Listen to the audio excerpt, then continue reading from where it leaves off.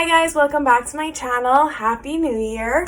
For today's video, I wanted to try something new for me, which is a book haul. I got a bunch of books for the holidays between books that I gave myself, books that other people gave me, and I thought I would share them all with you guys today. Unfortunately, I did not hit my reading goal for 2020. I wanted to read 55 books, and unfortunately I only got to, I believe, 51. But this year I am determined to hit 55. So I'm going to start off strong and potentially try to get through all the books that I talk about today, all the ones that I haven't read yet, because some of them I've already read, but I love them so much that I actually wanted to buy them so I can put them on my bookshelf. So yeah, let's jump right in. So I'm going to start out this video with the books that I've already read or that I'm currently reading, and then go into the books that I have not read yet. So starting with one of my favorite series of all time, Blood and Ash by Jennifer L. Armentrout. Ugh! It's so good. I actually bought the first and second book of the series. I love it so much. I had to have it, and I cannot wait for the third book. So I've definitely already talked about this book on my channel, so I'll keep this brief. But it is such a good new adult fantasy series. If you love any of the Sarah J. Maas books, if you love Bridge Kingdom by Danielle Jensen, you will love this book. If you're looking for anything, super high fantasy, has fantastical creatures, maybe a little bit of like a magical element, then you will love this book. The next books I want to talk about are Jade City and Jade War by Fonda. This is another series that after reading the first book, I just fell in love with it and I had to have it in my collection. I am currently actually reading Jade War and I'm about maybe like 40% in, and I'm loving it so far and I'm excited to finish it. I've also already talked about Jade City on my channel, so I don't want to go too far into it. And all the books that I talk about today, if I've already spoke about them, I'll link to that video in the description below if you want to learn more. Jade City is also a fantasy book, and I guess it kind of has a little bit of like sci-fi elements. But this book definitely has a little bit less romance than books like From Blood and Ash or the Sarah J. Maas books that I mention all the time. So if you're looking for a high fantasy book, but doesn't have so much of a romance plot, then I highly recommend Jade City. Also, Jade City is a little bit more of a contemporary fantasy. It takes place in, like the 1950s, 1960s. So it has a little bit more of like modern elements to it. Whereas a lot of fantasy books tend to take place, in like medieval times before there was like electricity or all of those things. So this just has a little bit more of a modern twist to it than some of the other fantasy books that I talk about a lot.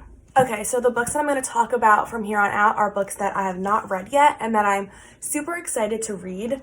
The first book I want to talk about is The Way of Kings by Brandon Sanderson. And I actually don't know too much about this book. I know it's a multi-perspective high fantasy series, and I actually bought this book based off of Peru's project here on YouTube, Reagan. She loves the series. She's actually currently rereading it because she liked it so much, and I believe the next book in the series, potentially the last book of the series, is coming out, and so she's rereading it and prep for that book, and she only says good things about this book, and I like a lot of her recommendations, so shout out to her for her recommendation, and I'm really excited to dig in. Okay, the next book I want to talk about is Queen of the Tearling by Erika Johansen, and this is another book that I don't know too much about. I'm trying not to look too into a lot of these books so that I could be a little bit surprised while I read them, but I believe this is a high fantasy YA novel. It could be new adult, so don't quote me on that, but I believe it follows a female main character who, where we follow her journey from kind of being princess to becoming queen. And I really don't know too much more about that, but I've heard really good things, and I've had this on my TBR for quite a minute, so I'm excited to, now that I own it, I can pick it up whenever, and I hope to get to this book within the first few months of this year. The next book I want to talk about is The Awakening by Nora Roberts, and again, I don't really know too much about this book. My brother actually picked it up from Costco when he was in there. He was looking through the book section, saw this book and thought I would like it, and got it for me, which is really sweet that he was thinking of me. But I believe this book is also high fantasy, potentially really strong magic storyline, which is really exciting. I do love a good magical element to a book. And I want to read a quick little summary to you guys, but in the realm of Talam, a teenage warrior named Keegan emerges from a lake holding a sword representing both power and the terrifying responsibility to protect the Fae. I love a story with Fae. In another realm known as Philadelphia, a young middle school teacher has just discovered she possesses a treasure of her own. So for those who don't know, I live in Philly, so it's really exciting to read a book that maybe takes place in Philadelphia. But it seems like from that little description that I read that we could potentially be having dual POV, potentially dual timelines. And I'm curious to see how the author is going to blend these different worlds, different timelines together. It's giving me a little bit of like Witcher vibes. I don't want to spoil anything in The Witcher, but I'm getting that like dual timeline situation going on. And also fingers crossed that there's a little bit of a romance here. I have no idea what to expect, but I'm really excited to jump in just from that description alone. Okay, the next book I'm going to talk about is everywhere right now. You can't go on YouTube without seeing this book, and that is These Violent Delights by Chloe Gong. And again, I don't know too much about this book, but I believe it is a Romeo and Juliet retelling, but that takes place in 1920s Shanghai. So that just sounds super cool right off the bat. We know there's gonna be romance, and I believe there are fantastical elements to the story. Also, what I think is interesting in this book is that it is kind of giving me a little bit of Jade City vibes, taking place in an Asian country in the 1900s. So I'm hoping that it's kind of a combination of Romeo and Juliet and Jade City, because if it is, then I think this is definitely going to be one of my top rated books of the year. The next book I want to talk about is another super popular book right now, and that is Legendborn by Tracy Deonn, and this book is everywhere. You literally can't go on BookTube and not see this book right now. And every review that I've seen about this book has been positive, 5 out of 5s, pretty much across the board, which is really exciting to see. And pretty much all I know about this book is we follow our main character, Bree, and after the passing of her mother, I guess she kind of wants to leave her old life behind. She goes to college at UNC, and shit kind of hits the fan from there. That's really all I know about the book, but just that little blurb right there is definitely, sounds like a start to a really good YA fantasy novel. I'm hoping there's a really cool magic system, and I'm hoping that she does a really good job of taking this like modern college setting and infusing it with like fantastical elements, very similar to the way that Lee Bardugo does it in Ninth House.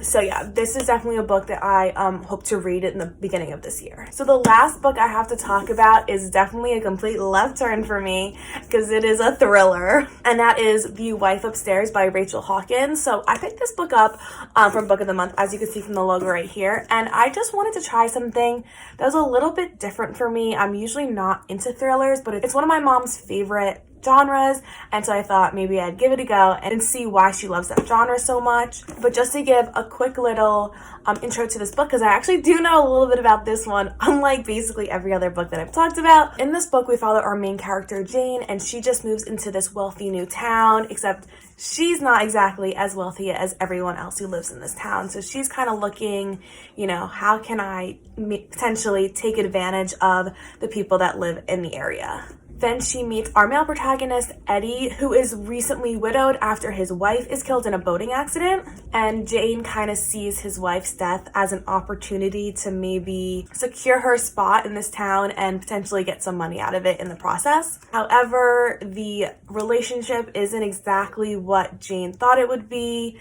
There's some weird things happening when she moves into this house, and the wife's death isn't as maybe accidental as everyone thought it to be. Not as, benign as people think. And so, the question is, what's going to happen to Jane, and what's the deal with this kind of mysterious death of Eddie's previous wife? So, it sounds really interesting. Again, thrillers are not my favorite genre, and I don't really love like thriller movies or shows. Like, I just don't really love that genre, like across the board, not just books. But I'm definitely open to reading it. It's not that long. It's not even 300 pages. So I'm hoping that, it kind of grabs you right from the beginning, and you just want to know like what is going on, right from the beginning, and it kind of keeps you intrigued the whole way through. And yeah, that's really all I have. I'm excited. I'm definitely keeping an open mind. I'm not going to go into it assuming I won't like it just because it's slightly different for me. But yeah, that's all I have today. Let me know in the comments down below if you got any cool books for the holidays, or if you have any good 2021 recommendations for me. I'd love to hear from you guys. But yeah, that's all I have. Please like this video. Please subscribe if you aren't already, and I will see you in my next video. Bye!